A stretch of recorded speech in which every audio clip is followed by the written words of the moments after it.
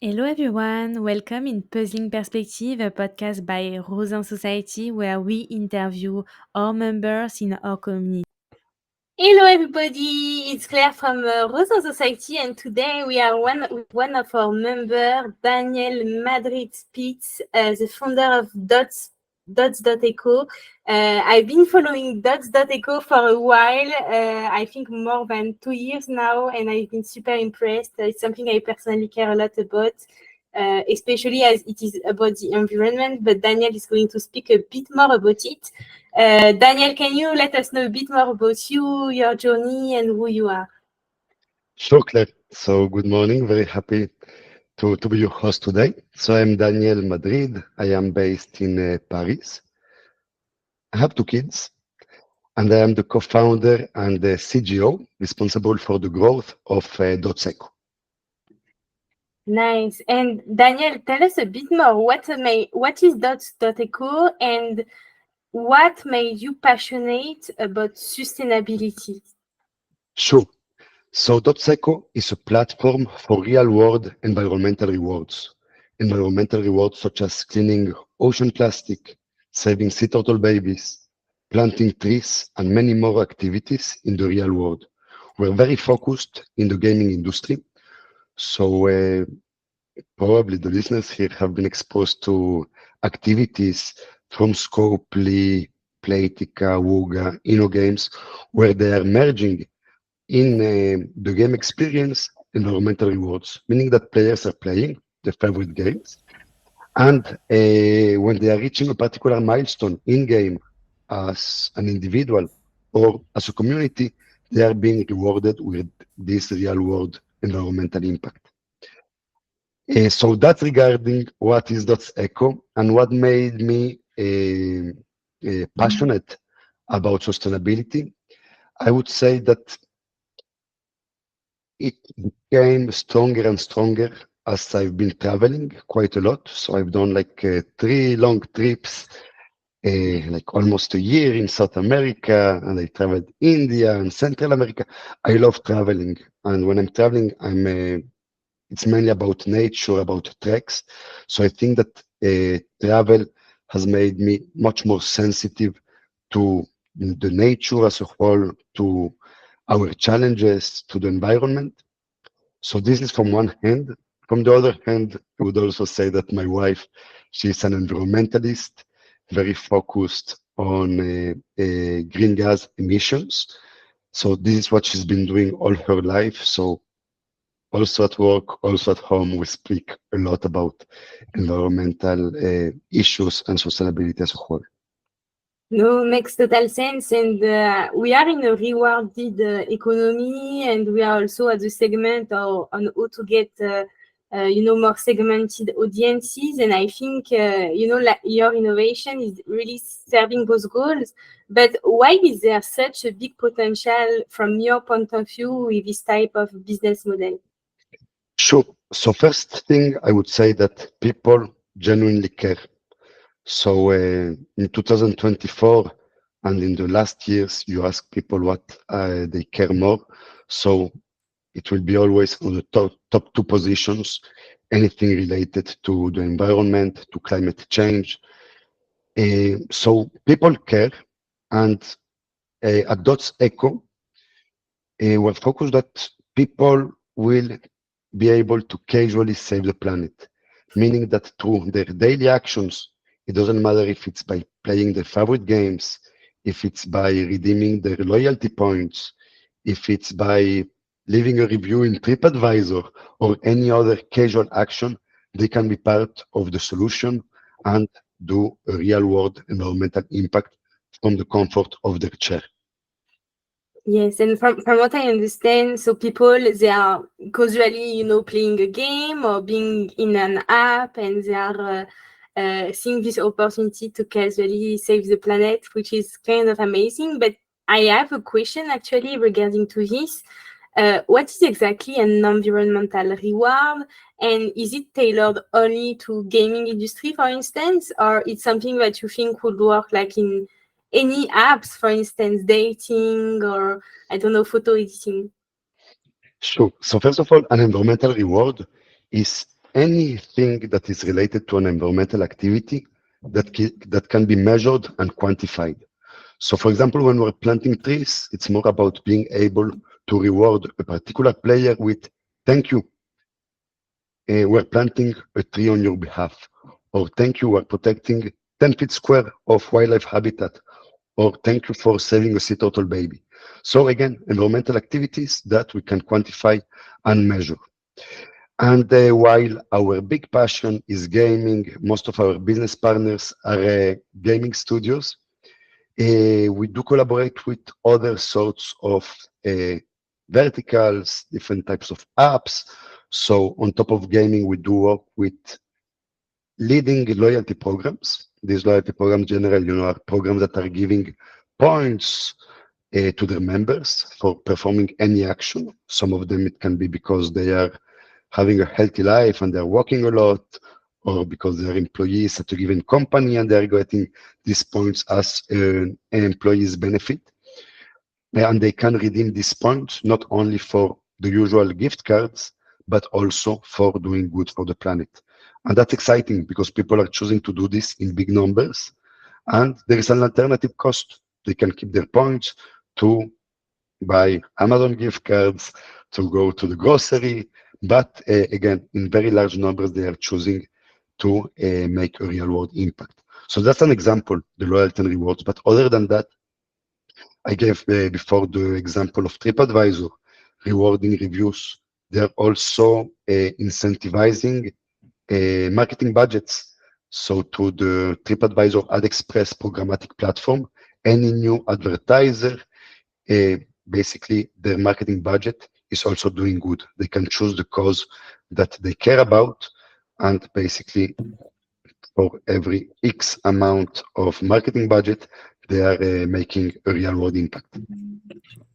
Yes, and I think it's really important. I think the sense of achievement impacting the environment is growing, especially with the new generation, and it's such a good way, even more than soft currencies or things that at the end of the day are much less tangible. So, but I'm still wondering, from a privacy standpoint, how do you ensure the details of the end user on the environmental impact and transparency as well?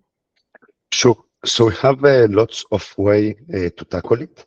So when we just started, I think maybe the fourth person in the company was an environmental scientist, a PhD in remote sensing. So it all starts from working and collaborating with the right partners. So we have a very solid vetting process, which is all about making sure that we're collaborating with the right organizations. It doesn't matter if it's about planting trees and ensuring that we're planting endemic trees, that we're working with partners that the survival rate of the trees is higher than 70%. If it's about cleaning ocean-bound plastic, what's going to happen with this plastic? Because if it's just stored and it's left on a beach, for example, this plastic will go back to the sea. So everything starts from the vetting. Other than vetting the right organizations, so we work only with vetted and certified partners, we are also actively monitoring the projects by ourselves. The monitoring is done mainly through remote sensing, so a lot of analysis of satellite imagery. We're also getting evidences from the ground from the different organizations. So we get reports and we get pictures and videos and updates, which also let us communicate the impact to the end user. So not only about, hey, Claire, thank you for saving a sea turtle baby, but learning more about the project, how it's evolving, what is the face of it, what has been done, how successful it's been. So there is also that part of the monitoring. On top of that, if you spoke about transparency, players or in general end users that are rewarded with an eco impact, as we call it, they get a certificate, and every certificate is unique. It has a unique ID that can be tracked, giving them all the information necessary. when they got the reward, what is the organization on the ground, where does it stand, checking pictures, satellite imagery, videos, testimonials. And even the way it works basically is that we're connecting businesses with environmental causes through our environmental partners.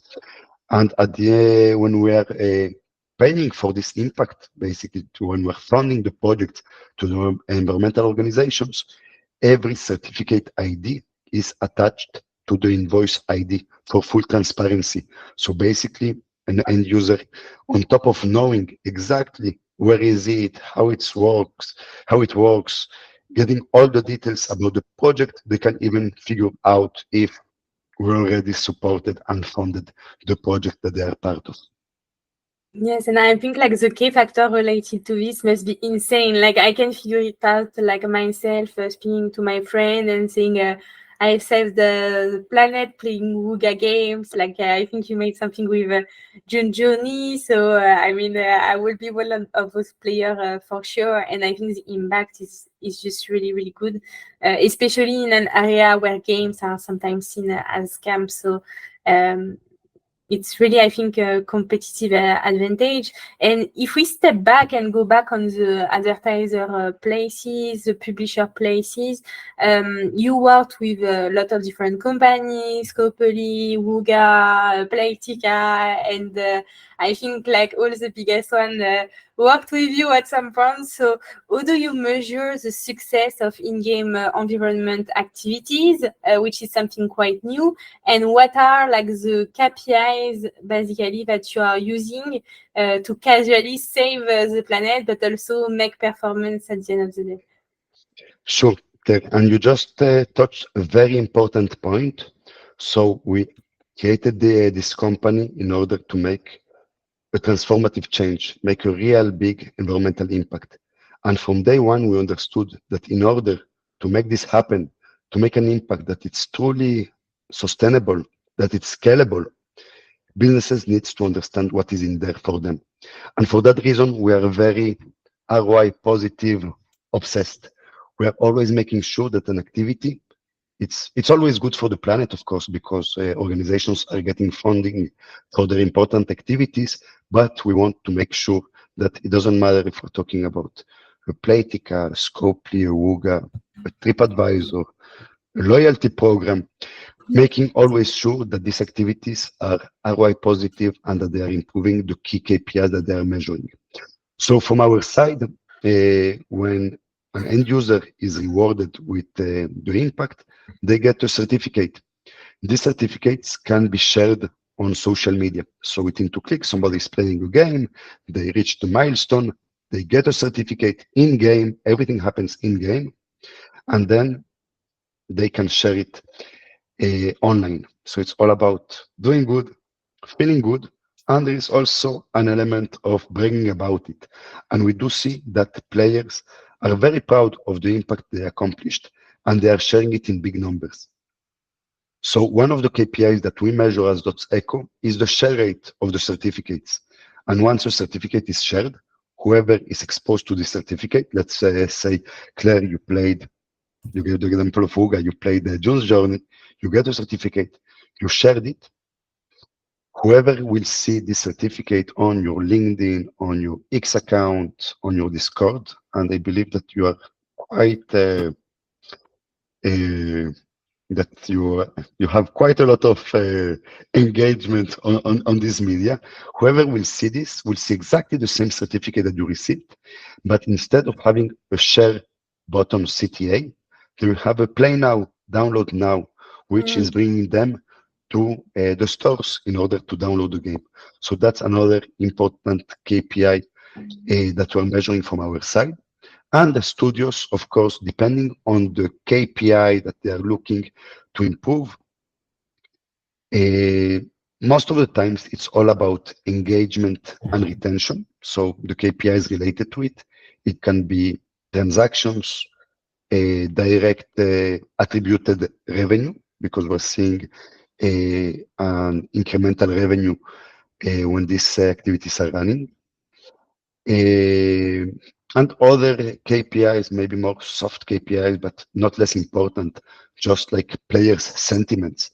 So a lot of our partners are using different tools, such as Afogata, for example, to measure player sentiments, and we see big uplifts just because uh, consumers or gamers for sure today are looking not only they're looking mainly for entertainment. That's the reason they are playing games, but they're always also looking at the values behind their brands.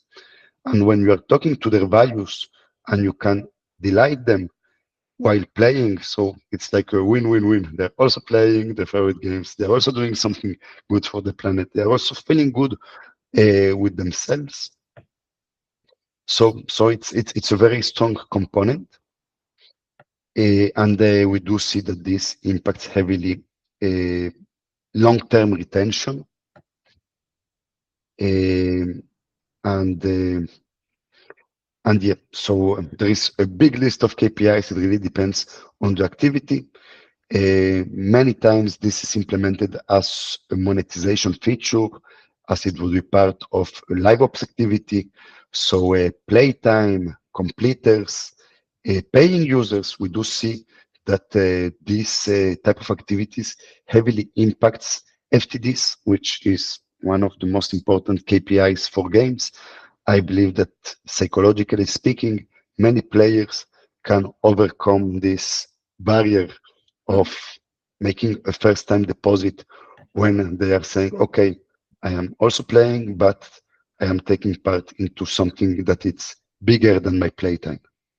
Yes, and I really do believe in it. I really do believe that like environmental reward is like the way to go, not only for new generation but also for existing one. I think we are all, you know, social media. We learned also to empathize. We see much more content. Sometimes terrifying content. Sometimes more cheerful content, and I think we are much more aware of all what we need to change. Like we see what's happening all around the world, and I think seeing this popping up in the game as a live ops, or even like on my X or Meta feed, for instance, driving action, because you are seeing this environmental reward, is something really strong. And I'm really happy your business exists, because I think it's the first one, at least at this scale, in gaming, and I'm excited it becomes as well like a standard in the industry, because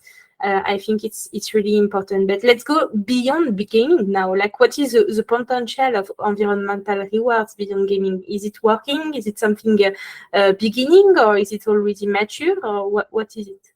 Sure. So just before answering this question, I would say that something that I didn't mention before, that we're very passionate about gaming. This is how we started. This is also our focus. And on top of the huge potential of turning playtime into funds for environmental activities, there is also the exposure that we got with gaming. So half of humanity around are gamers in a way or another, and this is, in my opinion, just the perfect medium to spread the word, to make people more conscious about our environmental challenges, and doing it in a fun way. So it's more about showing the solution than the problem. I believe that anxiety and fear can paralyze you from doing stuff, and just being able to do something, to be a little bit part of the solution, even if it's by playing, it's very strong. And we've been getting amazing comments from players regarding the fact that we facilitated them to do something good, and also how to handle their own eco-anxiety. So beyond gaming, also maybe thanks to gaming, we've got a massive exposure. I believe that we are implemented in games with almost 1 billion downloads in total, and this number is growing and growing. But beyond gaming, I mentioned before the loyalty and rewards. So it's a niche, but it's very, very big. Uh, we are working with leading companies, also with a lot of exposure because, for example, we partner with Achievers. Mainly, most of the audience never heard about them, but I won't be surprised that many of them are using this tool because it's a white label tool. For example, we just noticed that Berkeley's employees are getting rewards through this white label platform, and every month they are getting points as as a benefit, just like they're getting these restaurant tickets. And with these points, they can redeem them for anything. And I'm very excited to see this growing path of more and more people using their points for making an environmental impact. So that's an example. But we're seeing fintech companies, ad tech companies, banks that are also turning daily actions into environmental impact. So it can be as simple as, hey, when you decide to not receive any more physical mail to not to your how you say it to the physical mailbox, Yes. and you decide to go digital and get everything via email to incentivize that action, you could be planting a tree. Nice. So a very different example from gaming, very different from loyalty and rewards. But basically, what we do, it's all about incentivizing desired actions to environmental impact and environmental rewards. Yes, and I think it's really powerful, and I think it's exactly what people are looking for. Like nowadays, you just have to open a TikTok to see like all the action now people are really eager to have. Like it's not enough to say I'm willing to save the planet. You need to put your words in some concrete example, and I think your product is the perfect example of it. And I'm not surprised about the success. And I'm really happy we had you on the show, on the podcast, because I'm sure we will do another interview in 3 years of time, and it will be even bigger. It's the words that I wish to you, and I'm sure it will happen. So tell me a bit more. How can we find more about Dots.eco? Is there anything people can do to help? Sure. So first of all, we're software as a service, so you can find much more in our website, Dots.eco. So quite simple. Also on our social media, you can follow us. We're very active on LinkedIn, mainly for the B2B part, also on Instagram, Facebook. And I assume that many people listening here are traveling to conferences. So we'll be more than glad to meet at the next conference that we're attending. It's Gamescom, but we're attending many different events. We also have our blog, our podcast for whoever wants to learn more or about the environmental side of things, how it works, or about how businesses can merge their core business with doing good for the planet, for the environment. Nice. Thank you, Daniel. It was a pleasure to have you. It was Dots.eco, casually saving the planet. If you want to join the adventure, just add Daniel on LinkedIn and really think about it, because rewarding a user after a 5-star review with, perks for the planet, I think it's definitely worth a lot and has a big impact. Thank you so much, Daniel. It was a pleasure to have you. Thank you so much, Claire. Always a pleasure. And yeah, see you soon, I hope. See you soon. Bye bye. Thank you. Thanks for listening. Don't forget to subscribe, share, and join us next time for more insight into the world of gaming. Until then, keep playing and stay inspired. Claire from Rzain Society.